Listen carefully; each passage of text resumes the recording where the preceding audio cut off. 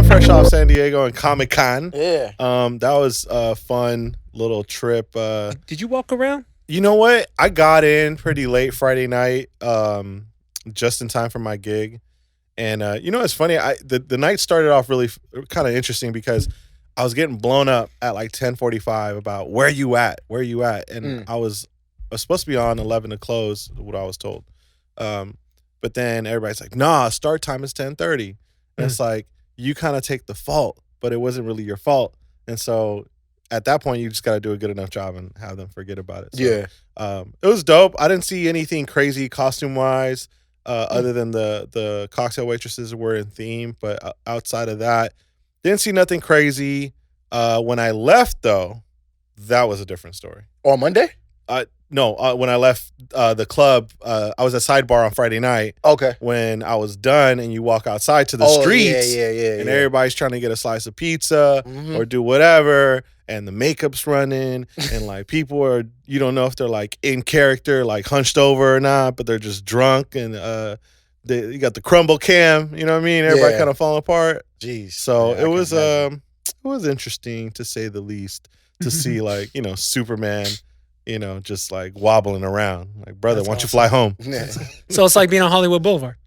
Yeah, on a normal night. Just a regular day. Weekend. Regular Wednesday night. 2 p.m. Thursday. Yeah. And then fast forward, I was there Sunday night as well at El Chingon and saw a good amount of drunk people in costume, for sure. Which is crazy because most people get there by Thursday for Comic-Con, right?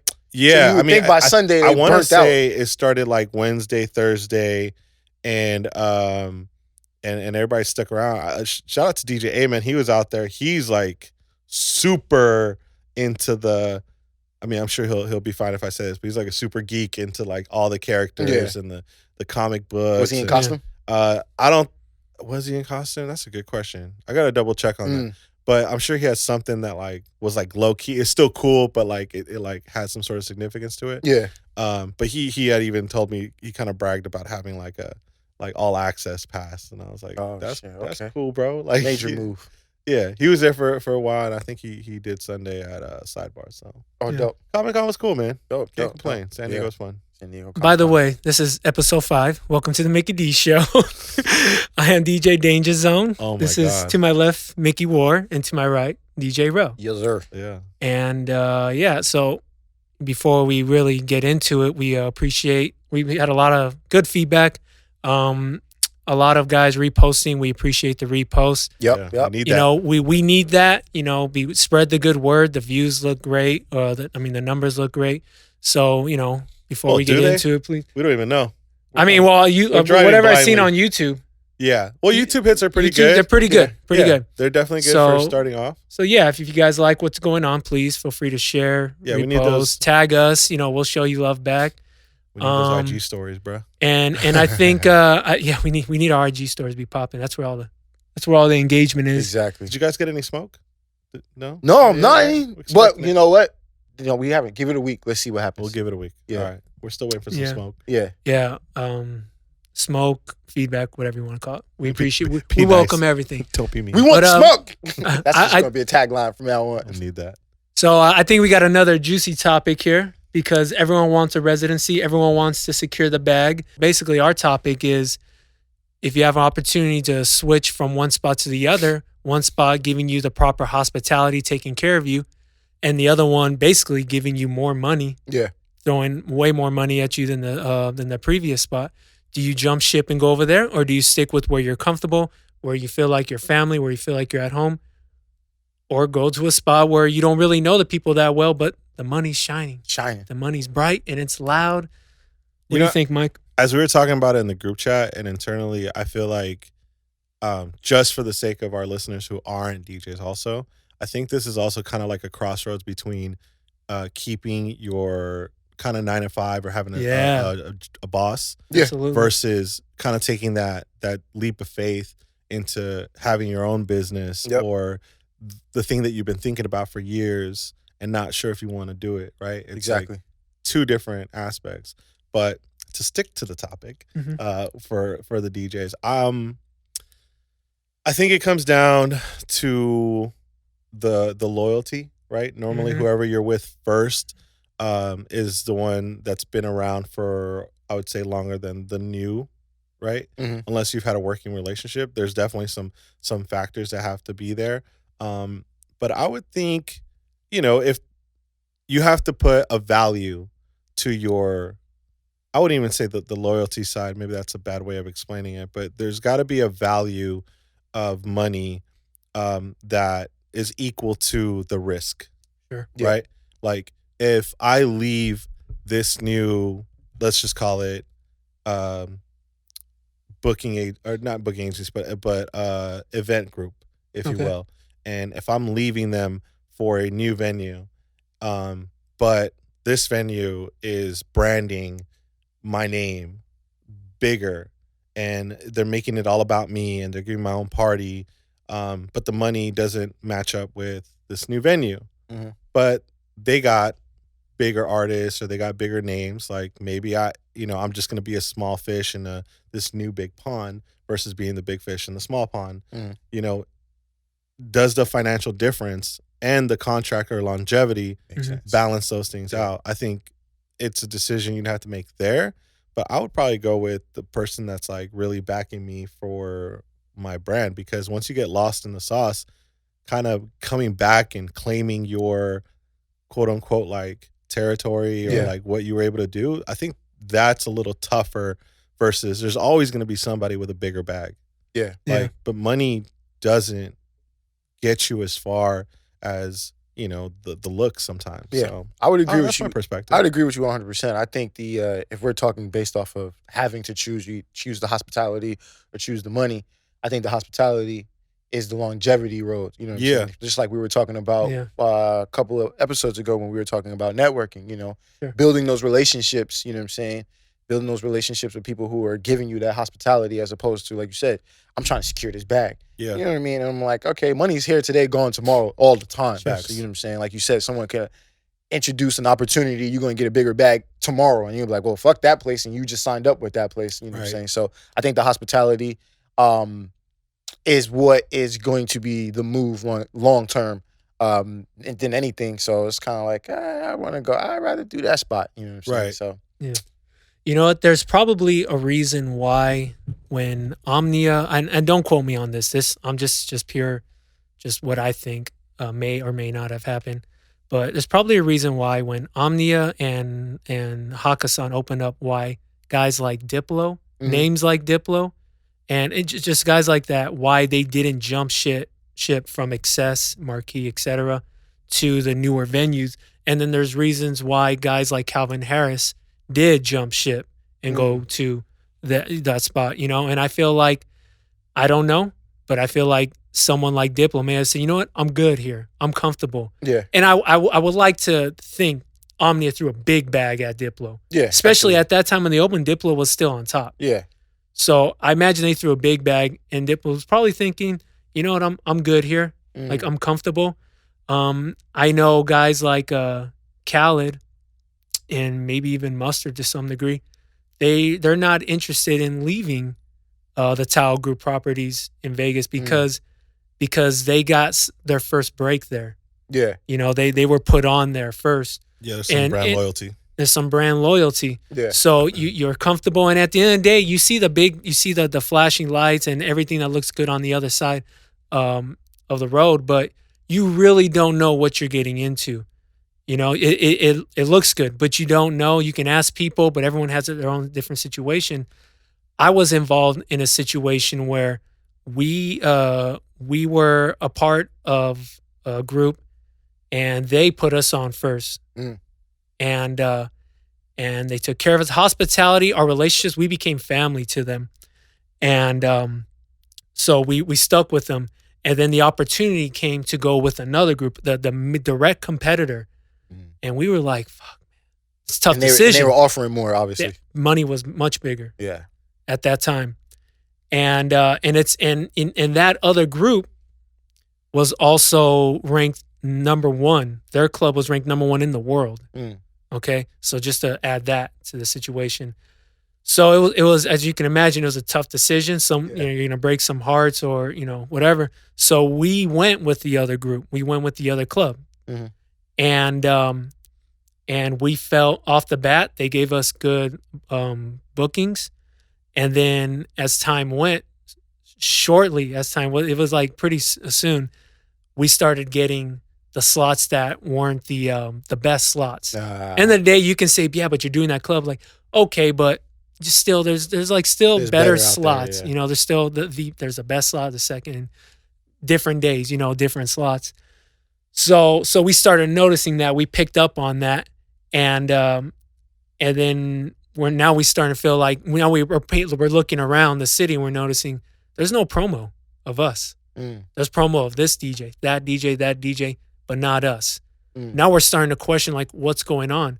We don't even have a go-to guy that greets us and anything you need. You know, if you guys want to go to the mall, buy some stuff, I mean, it's very fundamental when it comes to big clients. Yeah. We didn't even have that guy, point of contact, nothing. The other place, we had that. So these are little things that make you feel like you're a part of something special. And we didn't feel that. So then we started to feel, about a year into it, even less than a year into it, we started to feel, well, maybe they paid us the bigger bag just to get us out of the other situation, because we were their biggest issue. Every time we had a party at the original spot, they were struggling. So they probably overpaid us, paid us that big amount just to get us out of that situation. Yeah. Well, you see that a lot in corporate structures, right? Like if somebody's giving Amazon a problem, they'll just buy the company. Just buy the company. Sure. Yeah. And then just bury it. Eliminate the problem. And then shelve them. So so that's what I was getting to. We felt like we were shelved. End of the day, we're guaranteed X amount of dates a year. We're getting our dates, but we're not happy with the dates that we're getting. And to some degree, a lot of us DJs are like, yo, I'm just happy to DJ in that club. Yeah. And more power to those of us that feel that way. But when you want to get to a higher level, when you want to operate on a higher level, you want the best of the situation, and you want to know, how do I get to that? Yeah. So in that particular situation, no regrets, but we probably should have stayed where we were. Yeah. But the dope part about the original group we worked with, after the contract was over, and it actually ended a lot earlier than it was supposed to. Something happened and it ended early. After that ended, the original club had welcomed us with open arms when we wanted to go pop bottles and just hang out. And say, yo, we give you a table, all good. We were at one of their other locations in a different city, and we said, yo, we're about to pull up and eat. Can you take care of us? Comp meal. Yeah. From the original, so that says a lot about them. Yeah, absolutely. And moving forward, I see that, and I think that's where I want to be as a DJ. I want to be in a comfortable situation. Like you said, the money will be there, but I want to be in a comfortable situation where I feel like I'm being taken care of. There's a difference between staying at a 5-star hotel and a Motel 6 as soon as you walk in through the door. Yeah. You know what I mean? Like, it's just a comfort feeling. Not saying the other spot was a Motel 6. In fact, it was better than the original situation. But my point is, you want to feel like you're in a comfortable environment. I'm going to assume that you left out the two groups purposely, but I mean, I know exactly what you're talking about. Yeah, I did. And even though this was a long time ago, definitely, just safe. I think for the sake of, because I'm really familiar with the last group you went to now, and their kind of structure and where they've gone, I also think they weren't quite ready for a group like yours, because you guys. You're saying, when you say that, you're meaning the group that offered them the more money. Yeah. We could say that it was Party Rock, right? Because, honestly, what other group we were, would have, right? So, Party Rock, for those that don't know, at its peak, rolled fucking deep. And they brought all the good-looking girls. They brought the whole squad together. The energy was like none. Everybody danced. Nobody was too cool. No, except for Ian. It was it was like the last real party. Yeah, like they were like just cool ass people that just wanted to have a good ass time and didn't mind dressing up for the situation. Matter of fact, I would like to think that a lot of the parties today share some of the same foundations just around what you guys brought to the city, right? Yeah. Oh yeah, easily. And I would say in the, just to play devil's advocate, the new venue that you guys left to, right? As great as they were, I don't think their nightlife program at that time was prepared to take on like what you guys brought to the table in regards to how many people. Like, I still remember. I want to say I went to one of the first show day and it just felt uncomfortable on how you guys were even positioned inside of the venue. Yeah, because it like. Being at the other venue, you knew where you were going, you knew where it was, you knew where to find everybody. Here it was like we don't even know how to like house everybody, how to sit everybody. Nobody really knew the situation. And of course, the point of contact thing is extremely frustrating because you're like, who do I even talk to? Yeah. And I think at the time, I don't think they had that. Now there's like 4, 5, 6 dudes that play that position. They had turnover. The other company, they had turnover. So there's different people running it now. Yeah, when we were there, it was a whole different situation. Well, and that's what I think. I don't think at the time they were ready for such a thing. Yeah. Now, I think they're well equipped for those and why they've been able to scale up. But I would even bring up a situation like in this comparison, like a Marshmello, right? Top of the world, probably making the most amount of money as a DJ. Yeah, you would top say 3. I would say at least top 3. Okay, and he left a venue to go to a new one. He's at Chaos now, right? Palms. Yeah. Like, that's just public info. Sure. And, from my understanding, and this is just like maybe hearsay, the push for him was, we're not just going to give you a bag, right? Like, we're not just going to pay you. We're going to put your face on the chips. We're going to do your face on, billboards. We're going to have this huge LED screen that the entire strip sees. It's going to be bigger than life. They put a whole marketing scheme behind a whole marketing. And of course, his team, the way they do things, like, I mean, they're second to none. Yeah. Right? The way they've been able to modernize how kind of the music, that category in music, like, really, like, absorbs the info. So, I don't know. I think it's one of those things. You know what? To keep that convo going on Marshmello, and I don't know if this is public information, but I guess it doesn't matter because it can be chalked up as opinion.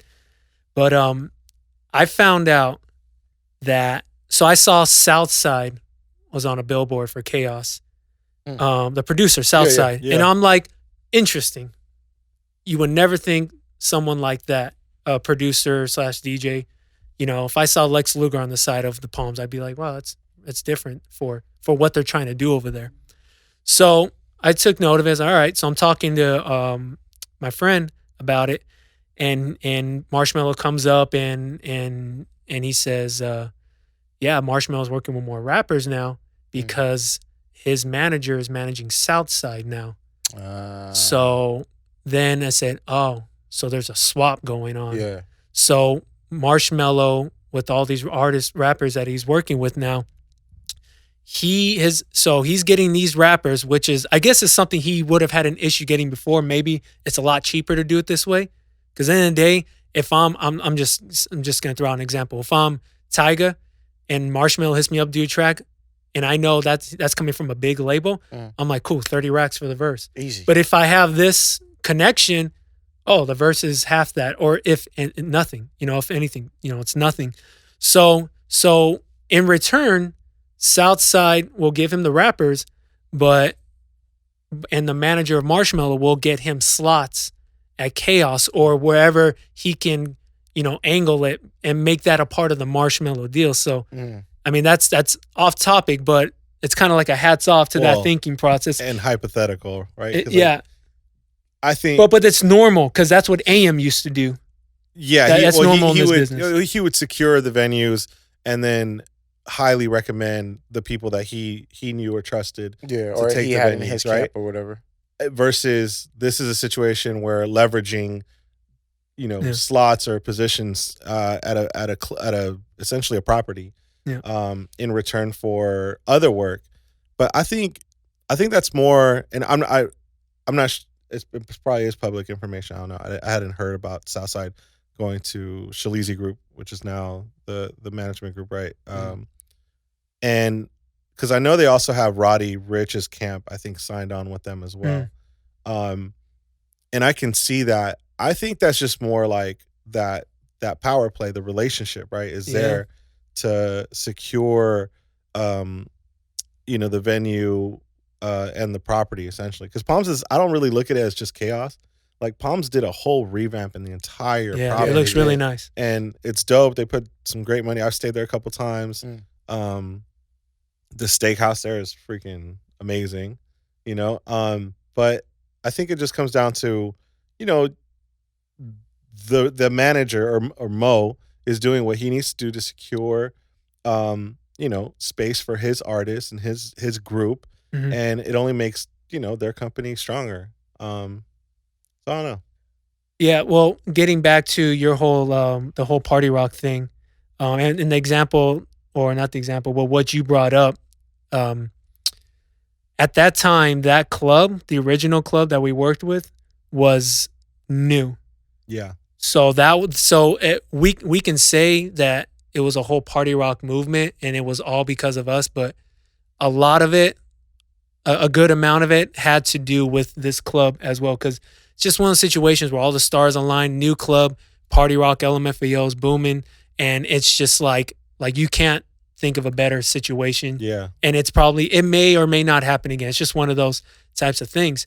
Right. So, and to the way I see it is, they didn't offer us more. The original group didn't offer us more because they're like, you know what, we know, like, we love you guys, but this is where we think you're valued at. And this So they were given the opportunity to match. They were given the opportunity to match for sure. Okay. So, and then you know, oh yeah, absolutely. But what that club and that club to this day is still smart, because they used to have the biggest names. They like were part of the whole boom of EDM and all that back in the days, and you know, whatever. They were a part of that, and they had the biggest names, and now they're like, you know what? Shortly after, they're like, we're good. We don't need these big names because we are a big enough club to where we don't need to pay these guys, because now these guys want more. Yeah. If you want those big checks, go over there. Like, go get it over there. We think it's not worth it for you to. Well, we're not. If anything, we're breaking even. It's like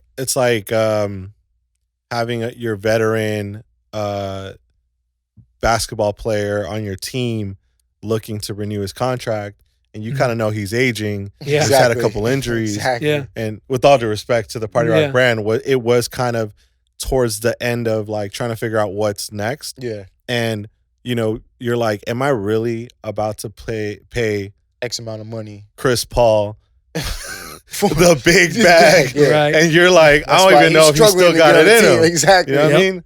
Like, Everyone has a shelf life. you know what I mean? Yeah. I mean, Father Time is undefeated. Yeah. Right. And Real so, talk.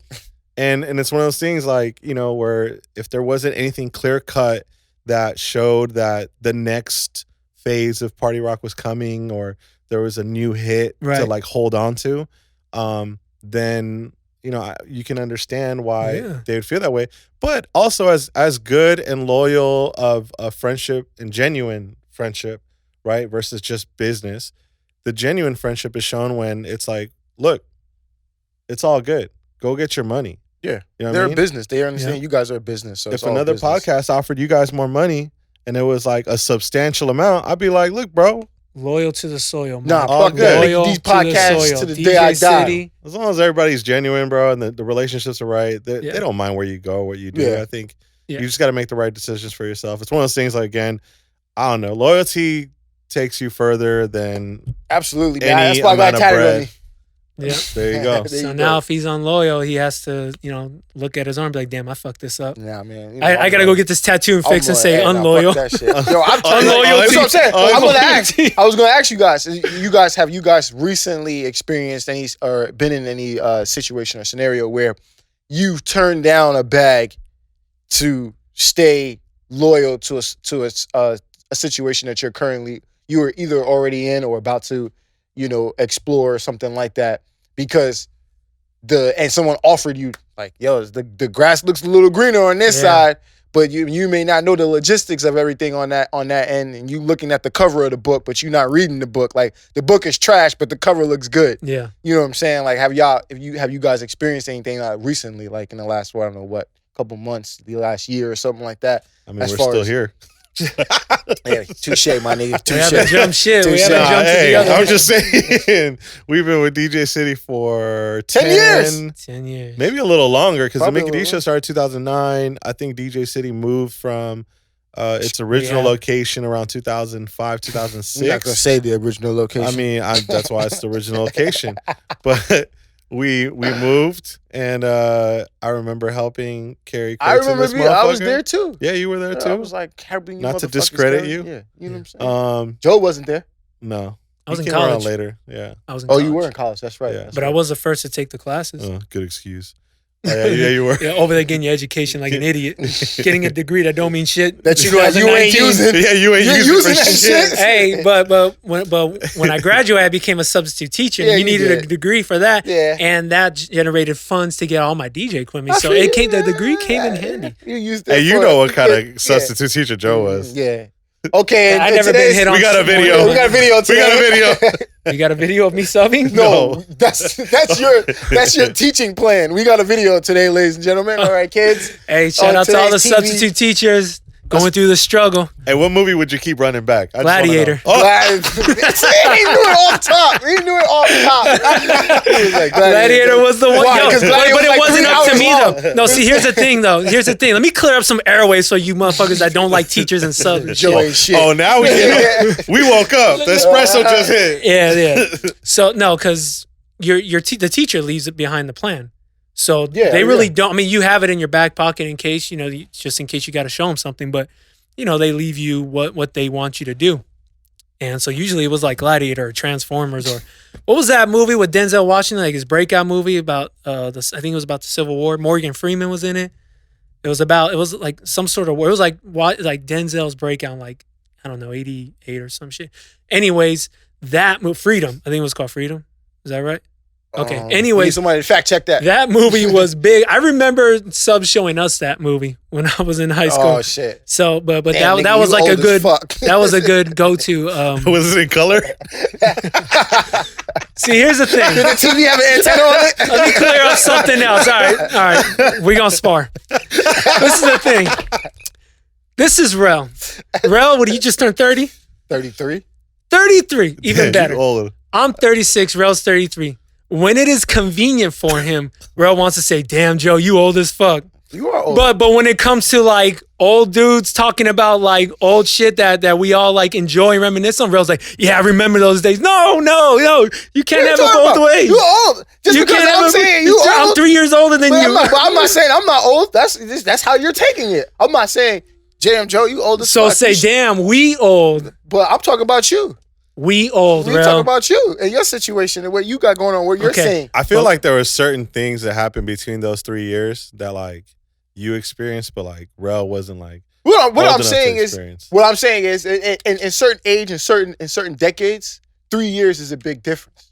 Yeah. You know what I'm saying? For example, in high school, if you 18, you're not dating a 15-year-old. Yeah. You know what I'm saying? But I mean, come on now, we not R. Kelly. But if you're 30. It's for another show. If you're We're not- 30, you'll date a 27-year-old, 33, dating a 30-year-old. My fiance is 30. She's turning 30 this year. So you know what I mean? Like, it don't make a difference. So that's what I'm saying. Depending on whatever the decade is or whatever it is, 3 years makes a difference. You old, nigga. Just accept it. But hella we young we girls- old. Excuse me. I'm gonna start we saying old. that. But I don't understand why you gotta say we old. We because I'm talking about you. You show your age. How do I show my age? Yeah. Motherfucker, I still look like I'm in college. I don't Do show you? my age. No, that gray hair in your head. Fucking Van This, Wilder this over is here. over here in college. Van Wilder, 8 Yeah. years For the better half of a decade. Hold on. Hold on. Let me bring this right back. Hold on. I got a story that goes back to what you're actually asking. Versus. Oh yeah, yes. Back to my original question. So a little different than how you kind of painted it, but I was given an opportunity, or there was a discussion that I had where I was offered a gig, and the gig, I'd even ask, and this is really bad for me to even say this out loud, but like, fuck it, it's transparency, right? Get to know us. Mm. There's been a couple gigs for sure that I've set up with people, set a date, and we never discussed the money. Mm. Like, it was like, it's local enough. It's like nothing there's gonna be an outside expense, like hotel or like excessive travel, right? So like there's no crazy expense. I just assume that this person that I have a relationship would know kind of where my value stands, and whatever it is, cool. Let's test it out. I hadn't DJ'd in a probably in a minute, let's say, so it's still kind of getting my wheels or the rust off the wheels, and so I took the gig, and then I did my thing, and they immediately were like, "Yo, like we want you back," and I was like, "Okay, cool," but the amount I got at the end of the night, I was like, you know what, like I feel like I'm worth a little more, right? I'm not gonna like pull any teeth. So I asked a friend who works at the venue, and I was like, yo, like, thank you again. It was fun, blah, blah, blah. But do you think there's a little more room in the budget? You know, because normally I'm this, and I like to keep it that way just for the sake of my brand, you know, and being able to go to other venues and charge appropriately, because you don't want to like play favoritism or whatever, right? And so the discussion that came up was basically, look, with us, like once you're in, and we're going to bring you back once a month, and this is what you're going to get paid. And you can count on that. Now, we've had guys who will ask for the extra, call it extra 20, 30% more, 40% more. No consistency in the booking. But we probably won't see you for another 3 or 4 months because you're asking for that.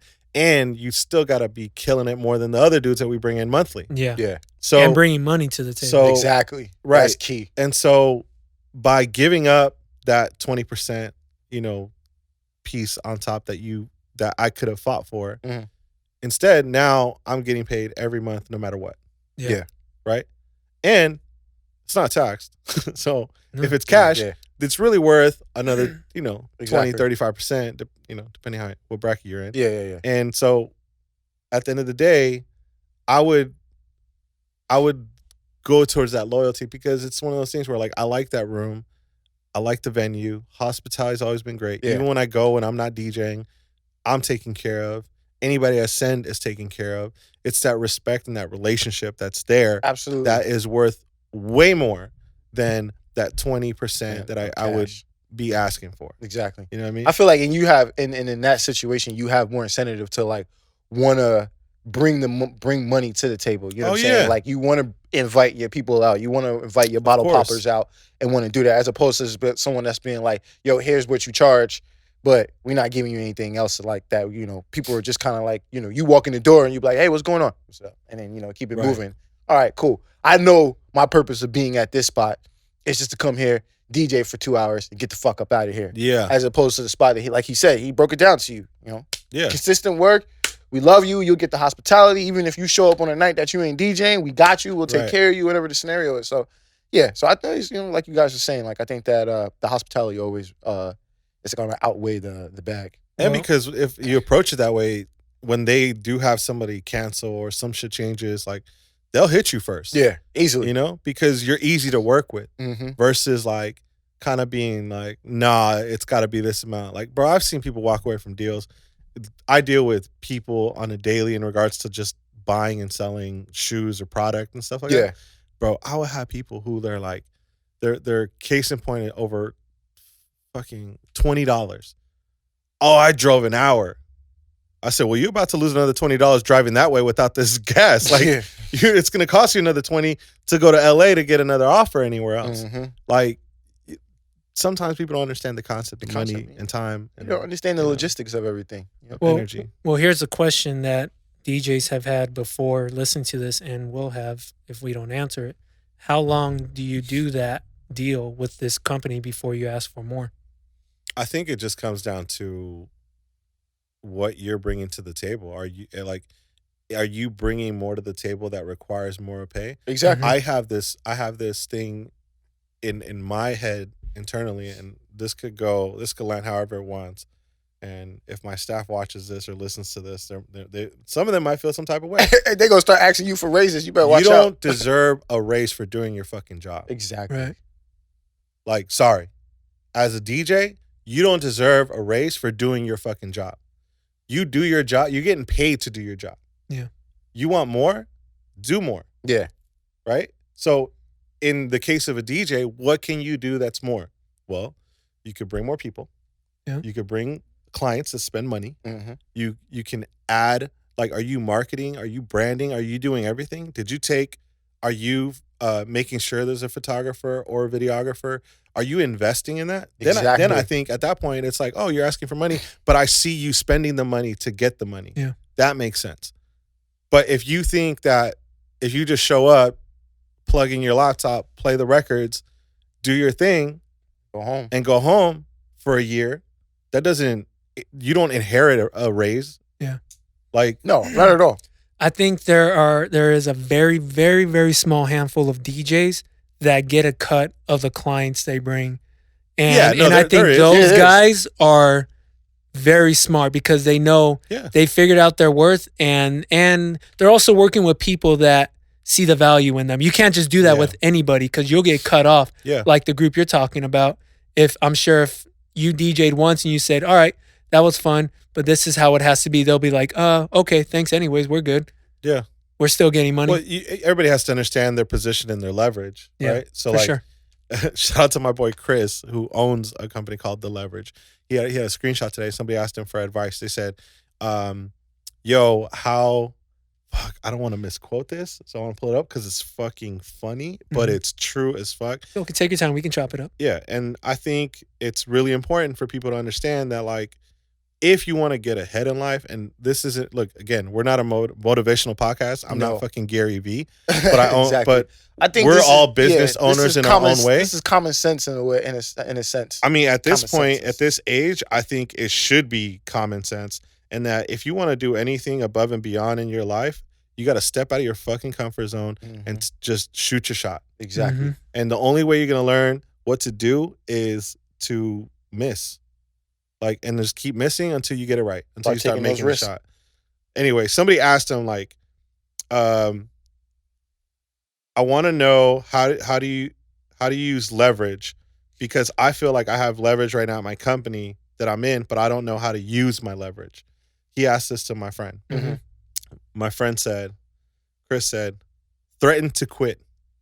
If they let you walk, you ain't got the leverage. And that's facts. You gotta jump. Like, you want to feel some type of way, and that you have some power. Well, shit, you'll find out real quick. But not everybody's gonna have the balls to find out. Yeah, that's one of those things. So, a story came to mind, and it's kind of convenient, the timing of this, when you were talking about getting paid consistently, every month as opposed to every 3 months. Yeah. So, Showtime just put out Hitsville, the Motown documentary. Yeah. So, for those that don't know, Berry Gordy, well, you should know Berry Gordy is the creator of Motown, but Berry Gordy is Red Foo's father, who I was a tour DJ for. And so, I went to Berry's house, 2014, I think, and he showed us his Motown documentary, all the footage he had accumulated throughout the decades, and the rise and fall of it. And he he gave his version of it, which probably is the correct version, the accurate version, because there's a lot of like documentaries on each group or movies about each group, Lifetime movies on these groups. So we're watching it, and I don't know if this part of it is going to come out on Showtime, because to my knowledge, Showtime put their own kind of spin on it to make it look prettier and brighter. But what I remember, what story came to mind is, at that time when Motown was hot, on fire, album after album, track after track, they got their own thing, and it's blowing up. The Beatles reached out to Berry. Yeah. We see what you're doing over there. We want you to write a song for us. These are the terms, and a big part of the terms was you only get a penny of the song. Now you can say back in the days that might have been still was a decent kind of cut. It's I mean, for someone like any of us back in the days would have been like, hell yeah. But when you're Motown, you're thinking, we're this monster, we're this thing. We probably deserve more. End of the day, that's the Beatles in their prime. Yeah. So again, pre-social media, I don't even know if they're I guess they didn't communicate through telephone, but they were sending, I think it was through mail, they were sending letters to each other or telegram or some shit. And Motown, they said, you have a week to figure it out. I was not born around this Listen, time. it was too easy. Listen, motherfuckers. Listen, motherfuckers. I was born in 83. That's not what I was trying to say. Rell, I need you to move on. But your mind is there. We're not growing, Rell. Rell just looked at We're not growing. I was trying to figure out how you would slide into a girl's DM through mail. I'm just saying. How long would it take to finally get a nude back? She responded. She responded. She sketched it. Big ass. No, thank you. No. No. Damn, imagine that waiting a week. Oh my god. You gotta send out like 10 letters. Did you get it? Did it go through? All right. So they had a week to respond. And I don't know how things work when you communicate via Telegram or whatever. But they took a while to respond. And Abner, I can't focus if you're laughing, bro. I can't. Spiffy Films over here fucking me up. Oh man. So they waited because they wanted to think about it. Barry and Smokey doing the figuring it out. And then they said, okay, we'll do it. But by the time they responded, it was too late. Or it was like right before the deadline and the Beatles were like, you know what, we're good. Damn. So Barry's whole thing after all that was, it's better to have a penny of something than a penny of nothing. Yeah. You know what I mean? So makes sense. Warren Buffett did that with Coca-Cola. I think he just raised the price of they were doing like, you raised it a cent, right? it was something like, raising it a penny because if they did $1 billion, it's like an extra $1 million in sales they would make. Yeah. That's fucking just crazy, man. Thinking about that. Yeah. I mean, I have a real quick example with us, the way we think at Mag Park. You know, we sell shoes, apparel, different things like that. And so we used to have this mentality that, if we're going to sell a shoe for $200, we want to be able to at least make, I don't know, call it $50, right? Okay. And then so if you're making $50 on a $200 purchase, it's what is that, like 25% ROI? And then so so for us, actually, I think it might be more. It's like 32%. There's two different ways I think about it, but okay. Sorry. But the point is, if the shoe's worth $200, I buy it for $150, but I know it would sell immediately at $175, or it'll take a week for it to sell at $200. That's true market value. Yeah. Well, what's better, right? And so, if you have that shoe, that $150, right, that rotates, you're gonna sell it for $200 once a week. That's 4 weeks. That's $200 profit you're gonna make on that revolution. Yeah. Right. Versus $175, but I would sell it the same day. Now I'm making $25 a day in profit. So you make more money even though you're not getting as much. Yeah. Right. Because it just comes down to the appreciation of being able to revolve the cash. And so sometimes with loyalty, you know what I mean, there's opportunities for you to just be able to turn more money than it is to quote unquote hold out. You know, and I think you got it's up to your circumstance to decide in that situation specifically and the people you're working with, like which route makes the most sense. Because there's definitely people that I turn down immediately unless it's a certain number. Yeah. And it comes down to, well, how many people fit in the venue? Like, do you already have established business? What's expected of me? And one thing we didn't cover was how long do you think this venue is gonna last? Exactly. Yeah. You know what I mean? Like, and obviously we were in a nice situation, but you know, if we're talking about a small city situation and you got the hot new venue hitting you up and you've been working with a venue that's been open for 5 years and crowd's not as pretty as it used to be. They're not spending as much money. They're not making as much money. All the money's going towards to you and not the other DJs.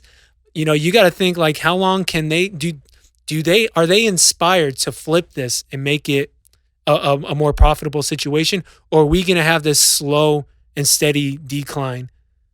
You know, do you want to stick with that or do you want to go in the hot new situation? Yeah. And, you know, obviously you want to do your research, but you know, there are a lot of different ways of looking at it. So if you are in this situation, you got to do your research, figure out what works best for you. Yeah. So, if we got to leave our DJ listeners with some sort of advice, because one of the main things that I think that we want to accomplish from this podcast is to be able to give you at least direction versus the vague, do what you do. Yeah. Or pick your poison. You'll get it. Exactly. Or just be you.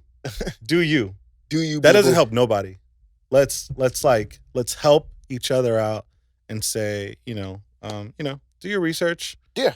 Read, like you said, whatever, read the concept. Depending on the situation, whatever makes sense, you know what I mean? That's what you got to do. Know your worth, know your value, and then, move forward from there. You know what I'm saying? And it's just like, obviously, looking at a broader picture, hospitality is always going to going to be the better route to go than just the money one. But there will be scenarios where you'll be like you said, if this is a here today, gone tomorrow situation, then the money might be good. Like, I'm going to go get my bag and then be here and then go on to the next situation. But if there's something that is going to have some longevity to it, then, the hospitality and building those relationships obviously makes sense. So I think right now, too, for us, for the most part, we're not necessarily in any awkward positions where we have to be loyal to only one quote unquote vendor, right? Unless you get into their cities. Absolutely. At that point, depending on what you're asking for, then it's like, okay, cool. Well, if you want my exclusivity, obviously it's going to cost a little more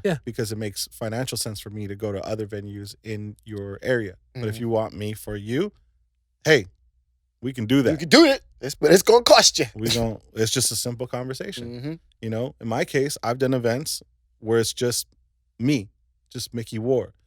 I've also done events where it's Mag Park. Mag Park has completely different analytics than MikiWAR and reach than MikiWAR does. No disrespect to MikiWAR. Even though, no disrespect. So when I do package something and they want me to post and make Mag Park a part of it and all those different things, well, now we're going to talk a different contract or a different expectations and things like that. And I'll tell you this right now, I've done a handful of events with Mag, and typically it's always looking like 4 to 5, 6 times more than what I get paid as an individual. Mm-hmm. And for all you bookers out there, take note of that. You know what I mean? But I want to make sure it's done correctly, and so that's the most important thing. Yeah. But I think we ran out of time. For sure, ran out of time. Episode 5. Competition in the books. Se acabó. Se acabado la mierda way. La mierda way. Oh, okay, Joe. You see me? We see you. Where's your mom? I got Spanish in my back pocket now. She's still. She's selling. Hey, we're doing business. She's selling me houses and shit. All right, this shit is over.